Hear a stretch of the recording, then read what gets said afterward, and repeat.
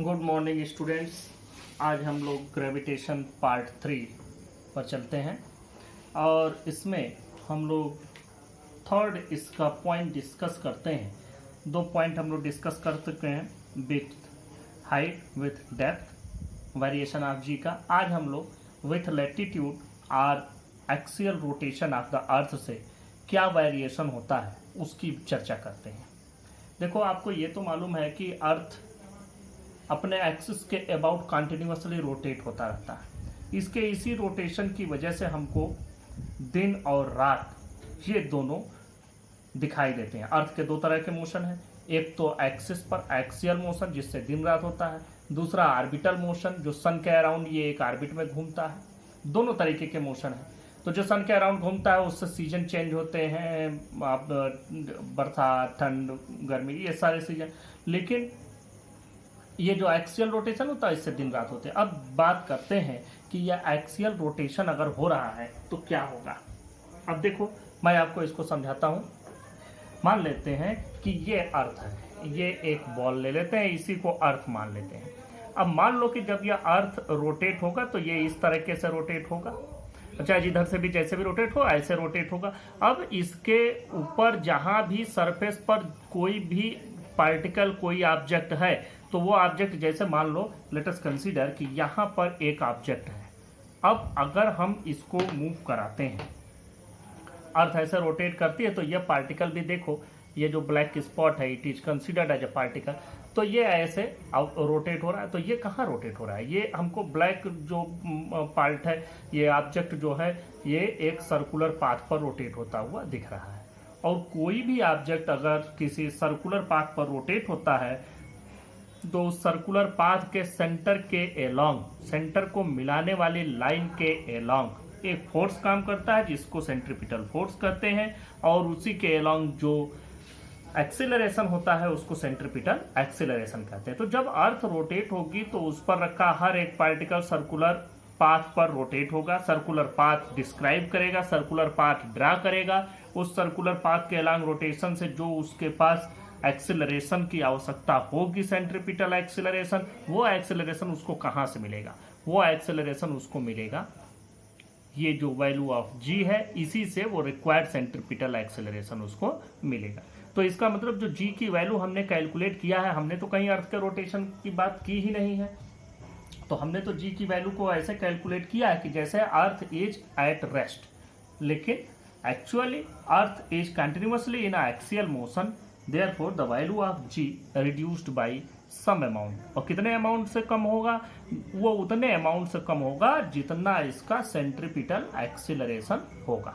अब देखो, अब बात करते हैं कि यहाँ पर मान लो पी पर कोई ऑब्जेक्ट रखा हुआ है जिसका मास यम है। यहाँ स्मॉल यम मास का कोई ऑब्जेक्ट रखा हुआ है, यह अर्थ है। अब देखो, पहली बात तो ये समझो, इसको हम लोग इक्वेटोरियल प्लेन कहते हैं या इक्वेटर कहते हैं।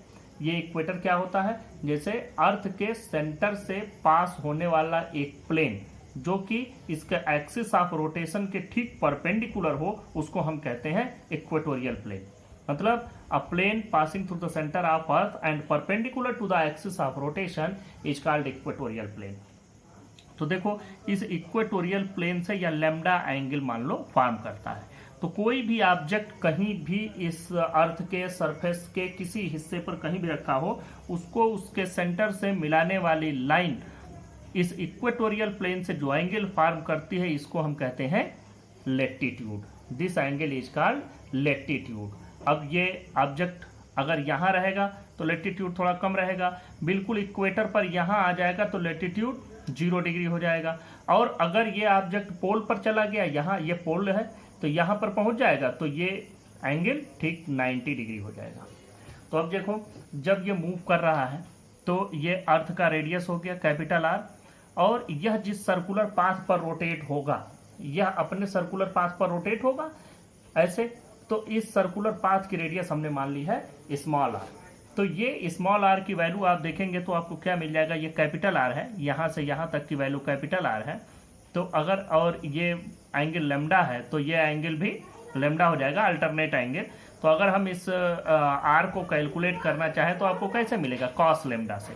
तो ये कॉस लैम्डा अगर हम कैलकुलेट करें तो देखो cos lambda is equal to हो जाएगा बेस मतलब r डिवाइडेड बाय हाइपोटेन्यूज मतलब कैपिटल R, तो small r can be written as r cos lambda, ये इसकी वैल्यू आ जाएगी। अब देखो जब ये मूव करेगा तो इसके लिए रिक्वायर्ड सेंट्रीपिटल फोर्स जो होगा वो कितना होगा, वो सेंट्रीपिटल फोर्स की वैल्यू होगी mv²/r। It can also be written as mr omega square, जैसे v की वैल्यू होती है r ओमेगा, तो हम ऐसे लिख सकते हैं mr omega square divided by r। अब r से एक r कैंसिल हो जाएगा तो बचेगा mr ओमेगा स्क्वायर। अगर आप यह वैल्यू देते हैं तो यह वैल्यू किधर की ओर होगी, ये सेंट्रीपिटल फोर्स होगा इस डायरेक्शन में। ये अब देखो सेंट्रीपिटल फोर्स जहां पर होता है, सेंट्रीपिटल फोर्स का जो रिएक्शन होता है, मतलब the force acting just opposite to the centripetal force is called centrifugal force. तो ये सेंट्रीफ्यूगल फोर्स इस पर इधर की ओर लगेगा।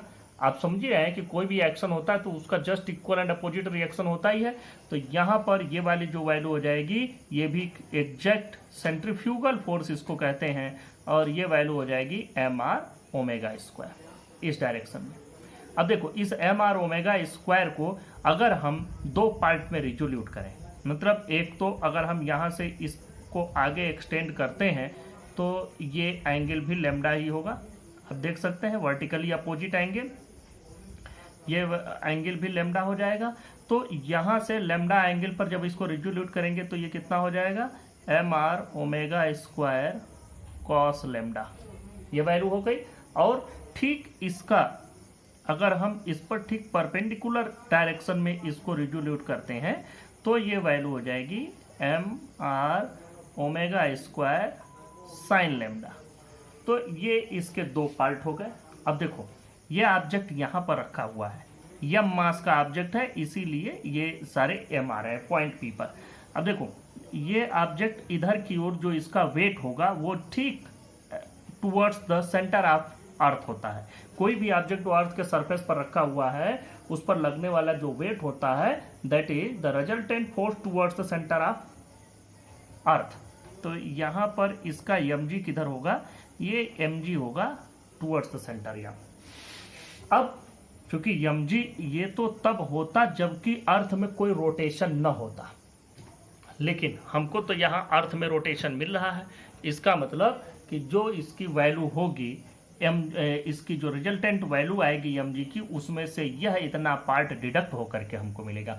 हम mg कैलकुलेट तो करते हैं लेकिन यह mg हमको यह इतना पार्ट डिडक्ट होकर मिलेगा। मतलब कि जो रिजल्टेंट अगर हम वेट कैलकुलेट करें कि what will be the resultant value of mg, तो that will be mg minus mr omega square. अब देखो अगर अर्थ रोटेट ना हो तो ये वैल्यू तो जीरो हो जाती, लेकिन क्योंकि अर्थ रोटेट हो रहा है इसलिए हमको यह इतने अमाउंट से कम होकर के मिलेगा। तो यह इतना जो अमाउंट कम हो रहा है that is due to the rotation of earth, और यह जो वैल्यू अमाउंट कम हो रहा है यह डिपेंड कर रहा है इस लैम्डा एंगल पर, क्योंकि r की वैल्यू अगर हम ये वाला r यहाँ से, इसीलिए मैंने ये पहले ही बता दिया था, अगर आप इसको रखेंगे तो mg माइनस m, r की जगह पर आप लिख सकते हैं r cos lambda into omega square. अब जैसे अगर हम इस इक्वेटर पर चले जाएं तो यहाँ पर लैम्डा की वैल्यू 0 डिग्री हो जाएगी। 0 डिग्री, ये लैम्डा ऐसे घटते घटते घटते घटते जब इसी लाइन पर आ जाएगा तो 0 डिग्री हो जाएगा। तो यहाँ पर इसकी वैल्यू 1 मतलब मैक्सिमम हो जाएगी, और तब ये वैल्यू मैक्सिमम मिलेगी क्योंकि ओमेगा तो कांस्टेंट है। m की वैल्यू आप एक ऑब्जेक्ट के लिए वही रखेंगे, r बदल नहीं रहा है। From place to place lambda change हो रहा है एक जगह से दूसरे। अब इसी को लेकर के अगर पोल पर चले गए बिल्कुल, तो अब पोल पर क्या हो जाएगा, जस्ट 90 डिग्री, मतलब इसकी वैल्यू 0, और उस समय पूरा हमको mg मिलेगा। तो ये देखते हैं हम कि यहाँ इक्वेटर पर वैल्यू कम है, और जैसे जैसे आगे बढ़ते जा रहे हैं वैसे वैसे वैल्यू घटती चली जा रही है। तो यह हमको चेंज मिलता है, और यही जो चेंज होता है that is variation of g with latitude r due to the axial rotation of earth. यही एक्सियल रोटेशन की वजह से चेंज है। तो इसी को हम लोगों को समझना है, इसी को लिख लेना है। इस डिस्कशन को आगे बढ़ाने से पहले हम लोग दो बातें और पढ़ लेते हैं। ये इक्वेटोरियल प्लेन और लैटिट्यूड, ये दोनों बातें मैंने आपको अभी समझाई, तो ये दोनों अभी हम लोग जान लेंगे तो ये अच्छा रहेगा। देखो इक्वेटोरियल प्लेन क्या है, the plane passing through the centre of earth and perpendicular to its axis of rotation is called equatorial plane. ये तो इक्वेटोरियल प्लेन की बात हो गई। दूसरी बात करते हैं, लेटीट्यूड क्या है? लेटीट्यूड भी वही है। देखो, the latitude of a point on the earth surface is the angle between line joining that point to the centre of earth and equatorial plane. इसे ये मैंने बताया। अब यहाँ से जो प्लेन पास होगा एक्सिस ऑफ रोटेशन के ठीक परपेंडिकुलर, तो इस प्लेन को तो हम लोग कहेंगे इक्वेटोरियल प्लेन। और यहाँ पर कोई भी पॉइंट ले लो, अब ये पॉइंट, अब ये इक्वेटोरियल प्लेन ऐसे हो गया, ये पॉइंट अगर हम इससे मिला देते हैं तो ये जो एंगल बनाता है यही एंगल कहा जाएगा लेटीट्यूड। ये line joining that point to the centre of earth and the equatorial plane, ये इन दोनों के बीच में जो एंगल बनता है इसी को हम लोग कहते हैं लेटीट्यूड। अब हम लोग आ गए अपने टॉपिक पर। देखो, the earth is rotating about its own axis. Therefore, all objects placed on Earth's surface are also rotating on a circular path, for which required centripetal acceleration is provided by g. G means acceleration due to gravity. आप bracket में यहाँ लिख भी सकते हैं acceleration due to gravity. Therefore, observed value of g is reduced. Reduced में कम हो जाता है। अब हम बात करते हैं, let an object of mass m, small m, is placed on Earth's surface at a point P having latitude lambda. ये point P हुआ, ये इसका latitude lambda, यहाँ पर इसको रखा गया है। अब देखो, as Earth rotates about its axis, this object also rotates on a circular path of radius r. इस रेडियस r के सर्कुलर पाथ पर यहाँ रोटेट होने लगता है। अब इस r की वैल्यू पता कर लेते हैं। ये हम पता करते हैं फ्रॉम ट्राइंगल OCP। ये देखो, यही ट्राइंगल है OCP। हमको ये चाहिए इन टर्म्स ऑफ दिस। अब जैसे हर जगह पर तो हम उसका एक्सिस ऑफ रोटेशन से तो डिस्टेंस पता नहीं कर सकते, लेकिन हमको अर्थ की रेडियस पता है, अर्थ की रेडियस पता है, लेटीट्यूड उस जगह का पता होगा, तो उससे हम लोग इसकी इस रेडियस को, इसका जो रोटेशन का रेडियस होगा उसके रोटेशनल ऑर्बिट की, वो पता कर लेंगे। तो देखें, फ्रॉम इसके लिए ये बेस और हाइपोटेन्यूज का रिलेशन चाहिए, तो हम कॉस लैम्डा लेंगे। cos lambda is equal to small r by capital R. It represent that small r is equal to r cos lambda. ये तो हमको वैल्यू मिल गई। इस सर्कुलर पाथ पर वो रोटेट होगा। अब इस पाथ पर रोटेट होने के लिए उसको एक सेंट्रिपिटल फोर्स चाहिए। वो सेंट्रिपिटल फोर्स क्या होगा वो पहले लिखते हैं। The centripetal force on body at point P is given by, ये कितना होगा? देखो, F is equal to mr omega square. इसी का ठीक रिएक्शन जो होगा, अब हम बात करते हैं इस रिएक्शन की। ये तो mr ओमेगा स्क्वायर इस डायरेक्शन में होगा। मैं यहाँ लिखा नहीं हूँ, ये हमने बनाया नहीं है। ये वैल्यू यहाँ पर आप चाहें तो लिख भी सकते हैं, mr omega square. This is centripetal force. अब देखो, यहाँ ये लैम्डा आप समझ रहे हैं कि लैम्डा इसका एंगल है, इसी में न मिला देना, इसीलिए मैं नहीं लिख रहा था। ये मैंने इसको ठीक से लिख दिया। ये रेडियस हो गया, ये mr ओमेगा स्क्वायर, इसकी वैल्यू हो गई। अब देखो, यहाँ से आपको एक बात समझ लेना है कि जो इसका रिएक्शन होगा, mr ओमेगा स्क्वायर का जो रिएक्शन होगा उसको सेंट्रीफ्यूगल फोर्स बोलेंगे, और वो इस बॉडी से लगेगा। इस पर सेंट्रीपिटल फोर्स इस बॉडी पर लग रहा है, सेंट्रीफ्यूगल फोर्स इसके द्वारा लगाया जाएगा। ये आप जानते हैं कि एक्शन और रिएक्शन दोनों अलग अलग पर होते हैं। जो जिस पर होता है वो उसका रिएक्शन उससे अपोजिट में होता है, तो इसका सेंट्रीफ्यूगल फोर्स इधर होगा, तो उसको भी लिखते हैं। देखिए, the centripetal force on body at point P is given by, देखो, the reaction of this force that is centrifugal force, centripetal का reaction, this force mean centripetal का रिएक्शन, वो centrifugal force acts opposite to this force and can be resolved in two rectangular components, mr omega square cos lambda and mr omega square sin lambda. mr omega square cos lambda acts opposite to mg.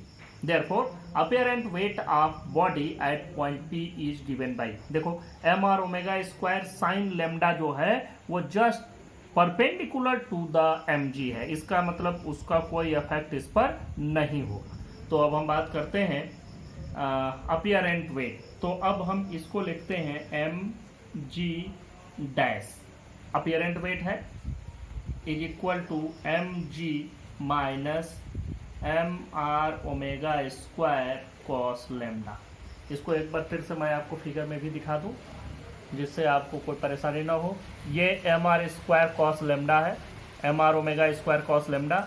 ये इसके ठीक opposite direction में M G मतलब इस object का weight towards the centre of earth होगा। M G दोनों अपोजिट हैं, तो अपीयरेंट वेट या रिजल्टेंट वेट आप कहें तो क्या होगा, इसका और इसका रिजल्टेंट। तो अब देखें ये दोनों का डिफरेंस हमको मिल गया एम जी माइनस। अब देखो यहाँ से हमको क्या करना है, हर जगह यम है, सब में से यम कॉमन लेकर के कैंसिल कर दिया। बचा क्या, देखो g dash is equal to ji minus R की जगह हमको ये वैल्यू पुट अप कर देनी है, आर कॉस लेमडा। तो देखो यहाँ से हम लोग इसकी जब वैल्यू रखेंगे तो वो वैल्यू आपकी आ जाएगी, जी माइनस आर की जगह पर रख दिया R cos lambda, omega square है ही, एक और कॉस लेमडा है, कॉस लेमडा ये भी रख दीजिए, ओमेगा स्क्वायर अलग कर दीजिए। तो ये वैल्यू कितनी हो जा रही है ये देखते हैं। तो यहाँ से g dash is equal to ji minus R omega square cos square lambda.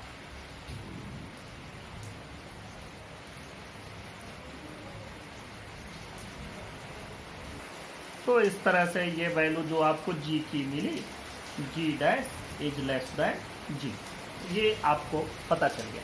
सिर्फ और सिर्फ टोटल डेरिवेशन तो इतना ही, लेकिन इस डेरिवेशन के लिए ये जो पूरा फिगर मैंने बनाया है वो फिगर आपको अच्छे से पता होना चाहिए। फिगर ड्रा करो, ये एक लाइन में लिखो कंप्लीट, और दिमाग में आपके बात होनी चाहिए कि कैसे ये कंसेप्ट क्या है, कैसे ये चीज़ चेंज हो रही है। अब देखो अब इक्वेटर और पोल पर बात करते हैं। इक्वेटर यहाँ है, इस पॉइंट पर जब जाएगा तो ये लाइन धीरे धीरे धीरे धीरे यहाँ पहुँचेगी तो इसका एंगल खुद से जीरो हो जाएगा। इक्वेटर पर 0, पोल पर 90। अब ये दो केसेस भी स्टडी कर लेते हैं। Case 1 at equator lambda is equal to 0 degree, it implies G dash is equal to ji minus R omega square cos square 0 degree. तो ये वैल्यू हो जाएगी G minus R omega square. तो अब यहाँ से आपको ये वैल्यू मिल गई।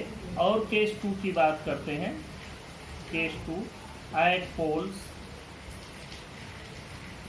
Lambda is equal to 90 degree, imply G dash is equal to ji minus R omega square cos square 90 degree, cos 90 0, मतलब जी डैश की वैल्यू जी के बराबर।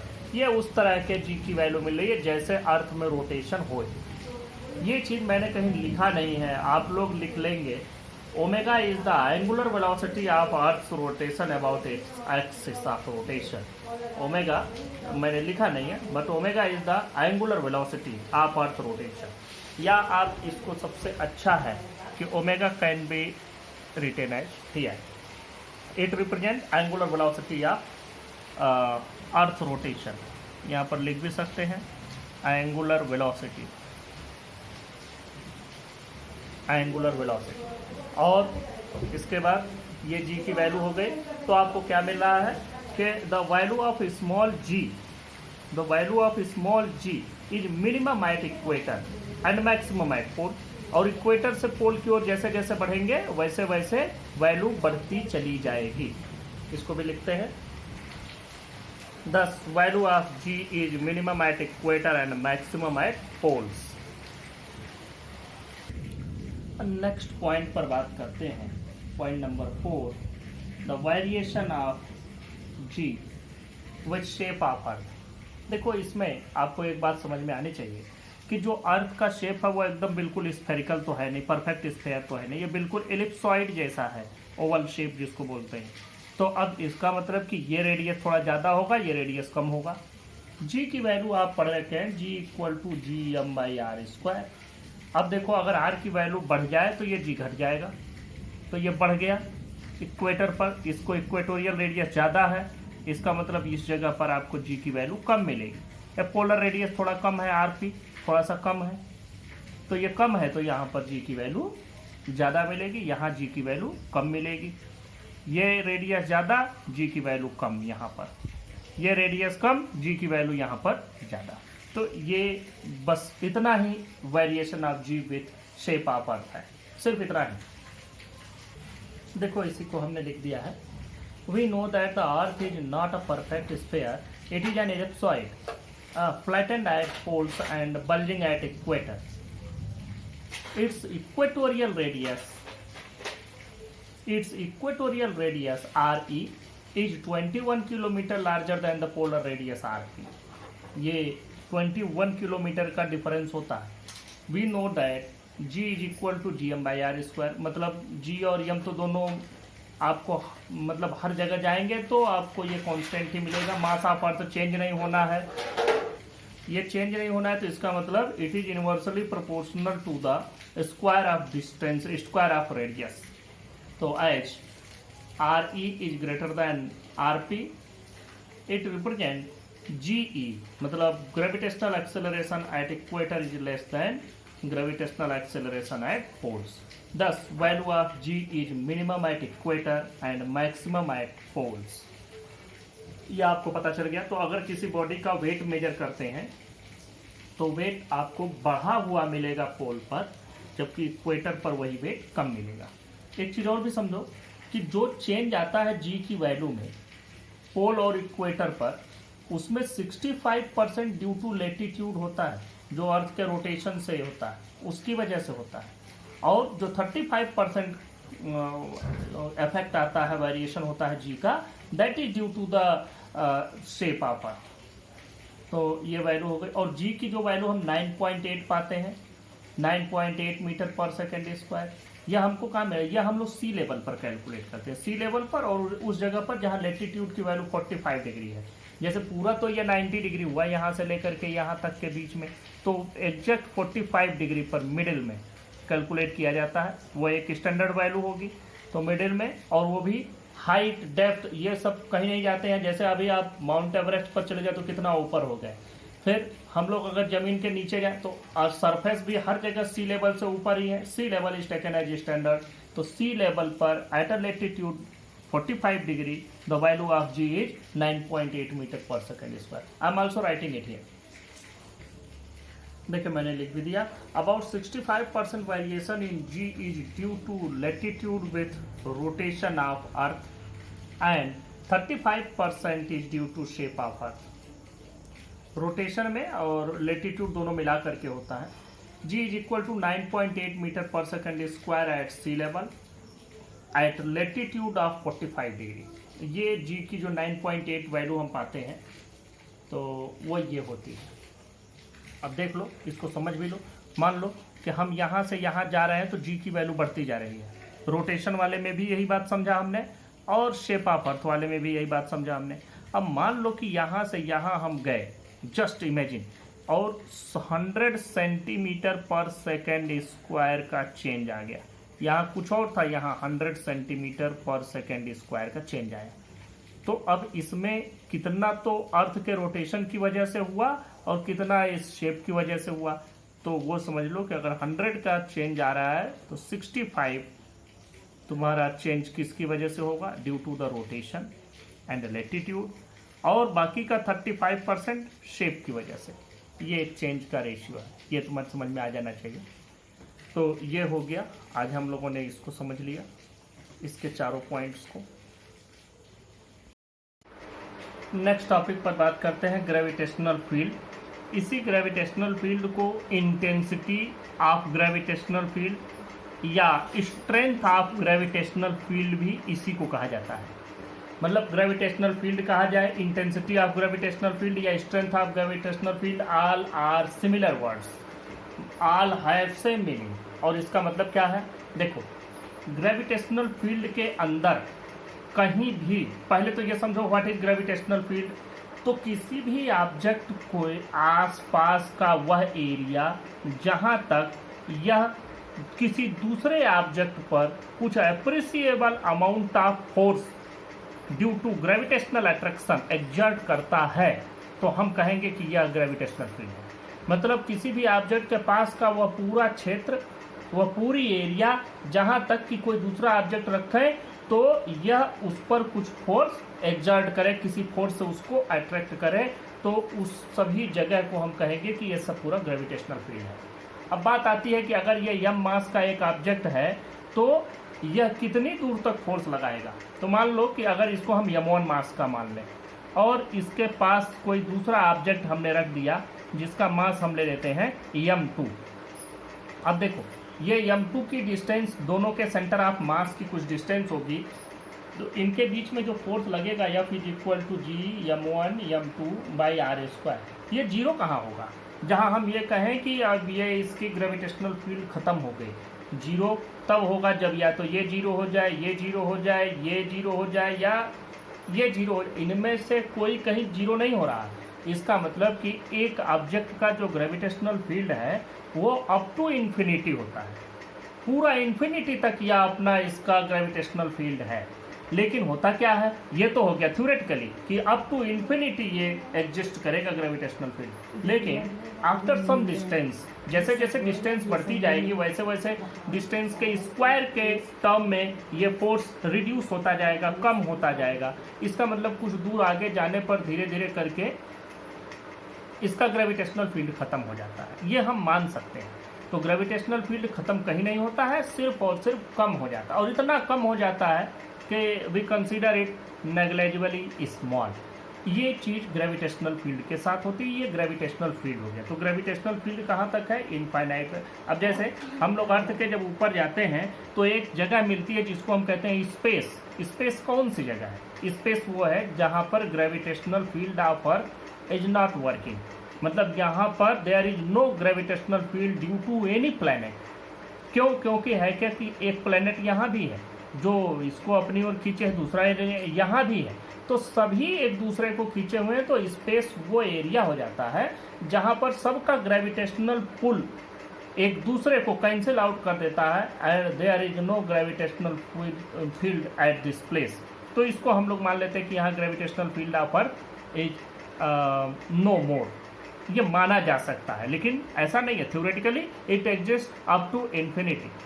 तो ये हो गया ग्रेविटेशनल फील्ड। ग्रेविटेशनल फील्ड के बाद अब हम बात करते हैं what is the intensity of gravitational field. मान लो कि एक ये m1 ऑब्जेक्ट है, अब ये कोई प्लैनेट कोई ऑब्जेक्ट आप ले सकते हैं, और देखो इसके चारों ओर का मान लिया कि यह इतना एरिया है जितने में इसका ग्रेविटेशनल फील्ड एग्जिस्ट करता है, इतने दूर में ग्रेविटेशनल फील्ड इसका काम करता है। अब हमको यह समझना है कि अगर हम इसमें इस पॉइंट पर हैं तो यहाँ पर ग्रेविटेशनल फील्ड की इंटेंसिटी क्या होगी। तो यहाँ पर क्या होगी कि अगर हम कोई ऑब्जेक्ट रखे हैं तो इस जगह पर, जिस जगह पर जितना ज़्यादा फोर्स यह लगाएगा उस ऑब्जेक्ट पर, हम कहेंगे उस जगह पर इस फील्ड की इंटेंसिटी उतनी ज़्यादा है।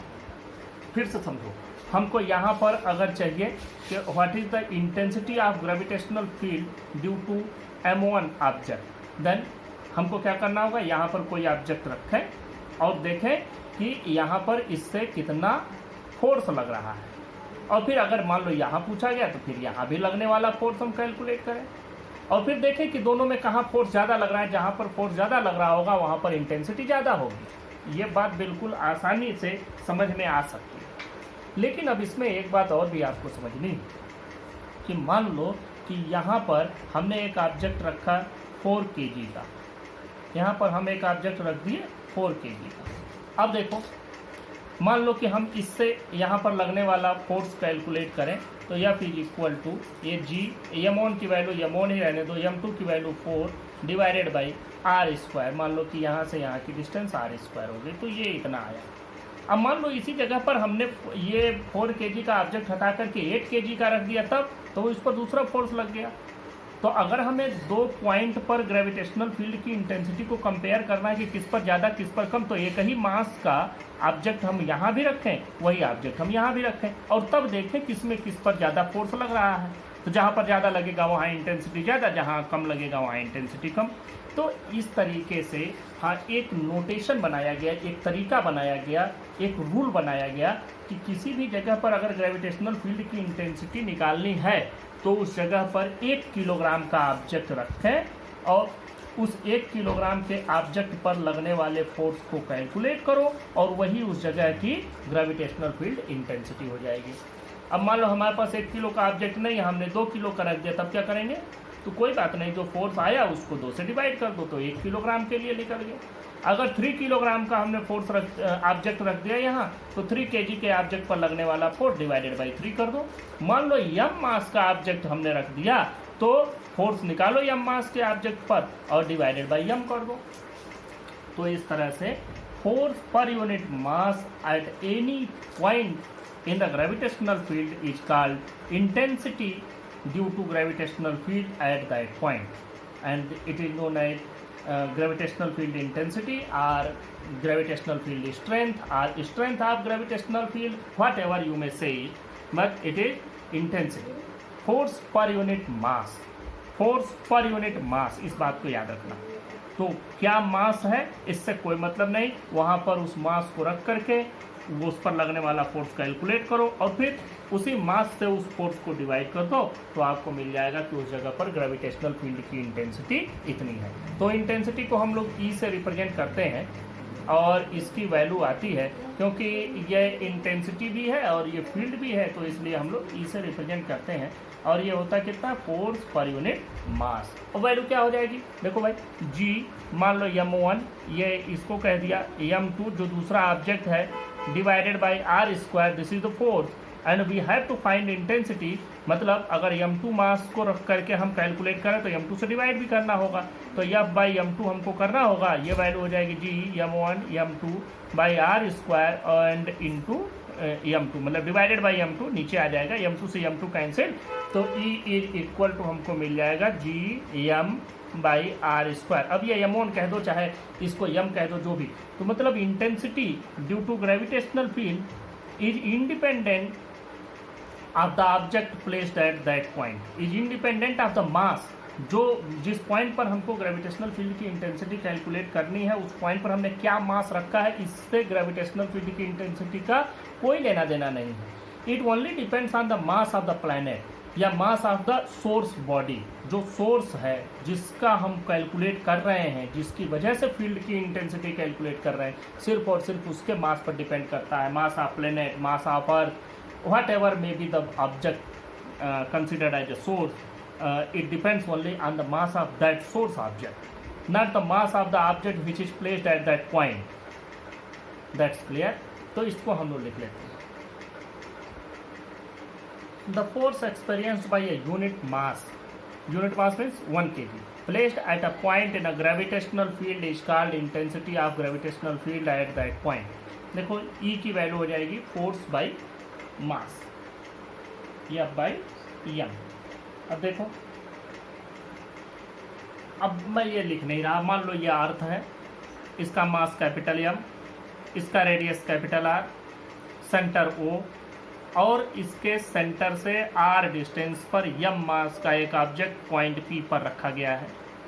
तो पॉइंट P पर जो इस पर फोर्स लगेगा वो क्या होगा, और इस पॉइंट P पर जो इंटेंसिटी होगी ड्यू टू अर्थ वो क्या होगी, हम इसको कैलकुलेट करते हैं। तो एट पॉइंट P देखो E इज इक्वल टू, पहले F की बात करते हैं, F हो जाएगा G, देखो m1 m2 by R square होता है, तो m1 की जगह कैपिटल M और m2 की जगह small m divided by R square, क्योंकि ये इसके सेंटर से इसकी डिस्टेंस r है, और टोटल डिवाइडेड बाई m।